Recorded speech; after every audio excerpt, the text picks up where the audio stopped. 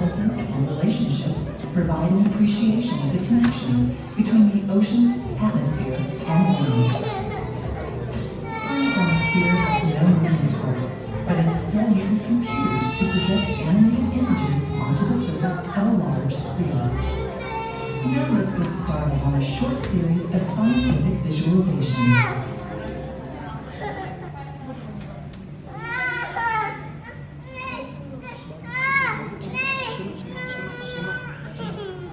Good afternoon everyone.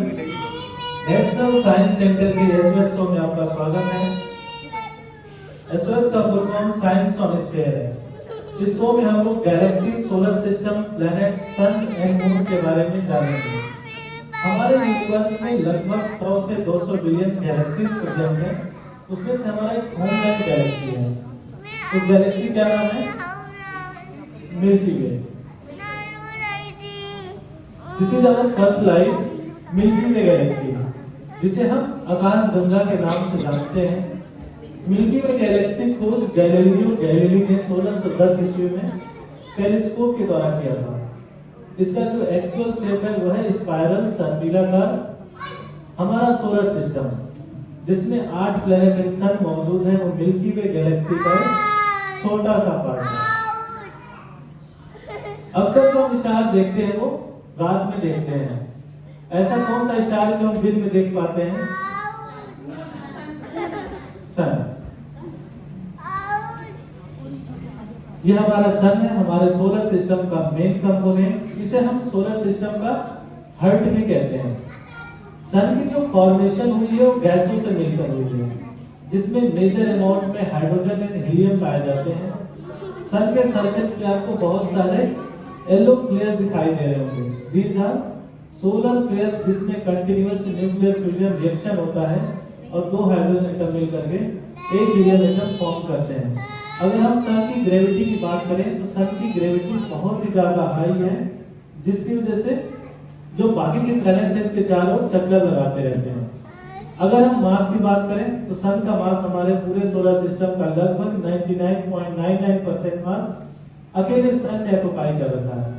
तो जो हमारा नेक्स्ट स्लाइड है वो है कंपैरिजन स्लाइड। वहां हम कंपेयर करेंगे सन एंड बाकी प्लैनेट्स को। This is comparison slide. ये जो स्फेरिकल प्रोजेक्शन दिख रहा है पूरा का पूरा सन है। बाकी के जो छोटे छोटे टुकड़े दिखाई दे रहे हैं दीज आर प्लैनेट्स। स्टार्टिंग में जो 4 कॉइन के फॉर्म में दिखाई दे रहे हैं दीज आर इनर प्लैनेट, जहां सॉलिड सरफेस पाई जाती है, जैसे कि mercury, Venus, earth and Mars. इसे हम टेरेस्ट्रियल प्लेनेट भी कहते हैं। बाकी जो 4 आउटर प्लेनेट हैं उनकी फॉर्मेशन गैस या आइस से हुई है, जैसे कि Jupiter, Saturn, Uranus and Neptune. ये पूरा का पूरा हमारा सोलर सिस्टम है, सौर मंडल है। अब हम एक एक प्लेनेट्स के बारे में देखेंगे। तो सन के सबसे नजदीक कौन सा प्लेनेट है? मरकरी। ये हमारा मरकरी प्लेनेट है, सन के सबसे नजदीक।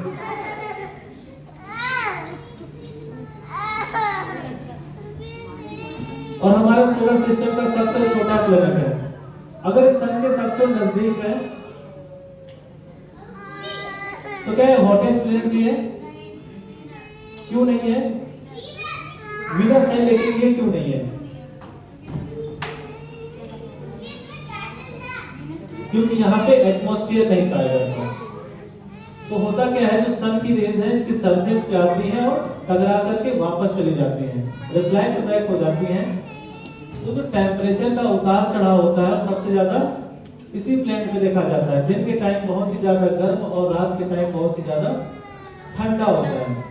मरकरी के सरफेस पे आपको बहुत सारे गड्ढे, पैचेस दिखाई दे रहे होंगे। दीज आर क्रेटर्स, जिसकी फॉर्मेशन एस्टेरॉयड, मेटॉर्स एंड कॉमेट्स की टकराने की वजह से होती है।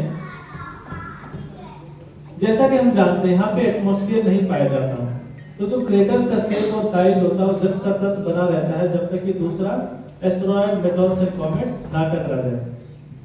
चलते हैं सोलर सिस्टम के हॉटेस्ट प्लेनेट में। ये हमारा वीनस प्लेनेट है।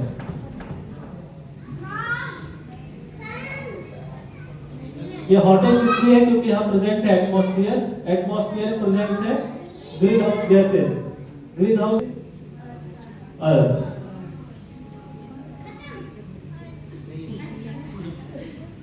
अर्थ को भी एक नाम से जानते हैं हम। क्या नाम है अर्थ का? Blue planet. ब्लू प्लैनेट इसलिए कहते हैं क्योंकि इसकी सरफेस पे लगभग 71% वाटर प्रेजेंट है। अगर इसका हम सैटेलाइट व्यू देखते हैं तो कुछ हमें ब्लू मार्बल या नीले कंचे की तरह नजर आती है। इसमें जो ब्लू पार्ट है वो वाटर को रिप्रेजेंट कर रहा है, व्हाइट पार्ट ग्लेशियर्स है, क्लाउड्स को, ग्रीन पार्ट फॉरेस्ट एरियाज को, and brown part land areas को जहां पे हम रहते हैं। अर्थ हमारे सोलर सिस्टम का एकमात्र ऐसा प्लैनेट है जहां लाइफ पॉसिबल है। ये हमारा मार्स प्लैनेट है जिसे हम मंगल ग्रह के नाम से जानते हैं। इसे भी एक नाम से जानते हैं, रेड प्लैनेट। रेड प्लैनेट इसलिए कहते हैं क्योंकि यहाँ पे ह्यूज अमाउंट पाया जाता है आयरन ऑक्साइड। जैसा कि हम जानते हैं जो इनर प्लैनेट की फॉर्मेशन हुई वो किसी न किसी सॉलिड चीजों से हुई है, चाहे वो मेटल से हुआ हो चाहे रॉक से हुआ हो। और हम देखते भी हैं अगर किसी लोहे की कील खोलें, आयरन की नेल खोलें और उसको मॉइस्चर की प्रेजेंस मिलाएं तो कुछ दिनों बाद उस पर रस्ट या जंग लग जाता है। सेम रस्टिंग की प्रोसेस होती है और हमें ये रेड कलर का दिखाई देता है, इसलिए इसको हम रेड प्लैनेट कहते हैं। हमारे सोलर सिस्टम का सबसे बड़ा प्लैनेट। इसकी फॉर्मेशन गैसों से हुई है। आप इसकी सरफेस पे भी देख पा रहे होंगे बहुत सारे गैसेस एंटी क्लॉकवाइज तो बहुत सारे गैसेस क्लॉकवाइज रिवॉल्व कर रहे हैं, आपस में मिक्स नहीं हो रहे। तो कोई बताएगा गैसेस मिक्स क्यों नहीं हो रहे? Density difference, different density gases हैं। जैसा कि हम जानते हैं जो भी बहने वाली चीजें होती हैं चाहे वो लिक्विड स्टेट का हो या गैसियस स्टेट का हो, अगर उनकी डेंसिटी अलग अलग हो तो आपस में मिक्स नहीं होते हैं। हम घर पे भी देखते हैं तेल और पानी, ऑयल एंड वाटर मिक्स करना चाहें तो भी मिक्स नहीं होते क्योंकि सैटर्न प्लैनेट है। कुछ मिसिंग है इसमें, रिंग। रिंग जो होता है वो सैटर्न का पार्ट नहीं होता, वो आइस एंड डस्ट पार्टिकल होते हैं जो सैटर्न की ग्रेविटी की वजह से चारों ओर चक्कर लगाते हैं और हमें रिंग के फॉर्म में दिखाई देते हैं। रियल तो सैटर्न का पार्ट नहीं होते। सैटर्न का एक हाइपोथेटिकल कंडीशन ये भी है कि सैटर्न को एक बड़े से तालाब में डुबोया जाए तो सैटर्न डूबेगा या फ्लोट करेगा? फ्लोट करेगा, क्योंकि जो डेंसिटी है सैटर्न की बहुत ही ज्यादा कम है as compare to water. Water के सरफेस पे फ्लोट करता हुआ नजर आएगा। चलते हैं अपने सोलर सिस्टम के ओल्डेस्ट प्लैनेट पे। ये हमारा यूरेनस प्लैनेट है। ये हमें ब्लू कलर का दिखाई देता है। इसके पीछे दो मेजर रीजन है। पहला सन से बहुत ही ज्यादा डिस्टेंस पे है, दूसरा यहाँ पे ह्यूज अमाउंट पाई जाती है मीथेन गैस जो इसको ब्लू कलर प्रोवाइड करती है। मीथेन गैस के अलावा एक और गैस पाई जाती है जिसका नाम है हाइड्रोजन सल्फाइड, जिसकी वजह से इसके सरफेस पे सड़े हुए अंडे या रोटेनिंग की स्मेल आती है। अगर हम सन के डिस्टेंस के हिसाब से देखें तो ये हमारा नेपच्यून प्लैनेट है। ये हमें डार्क ब्लू कलर का दिखाई देता है। इसके पीछे भी वही दो मेजर रीजन है, सन से बहुत ही ज्यादा डिस्टेंस में, दूसरा यहाँ पे भी ह्यूज अमाउंट पाई जाती है मीथेन गैस।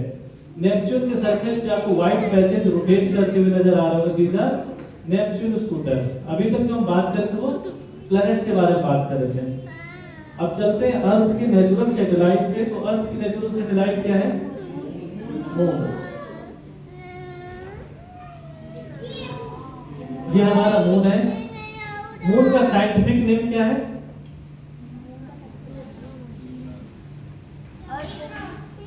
लूना।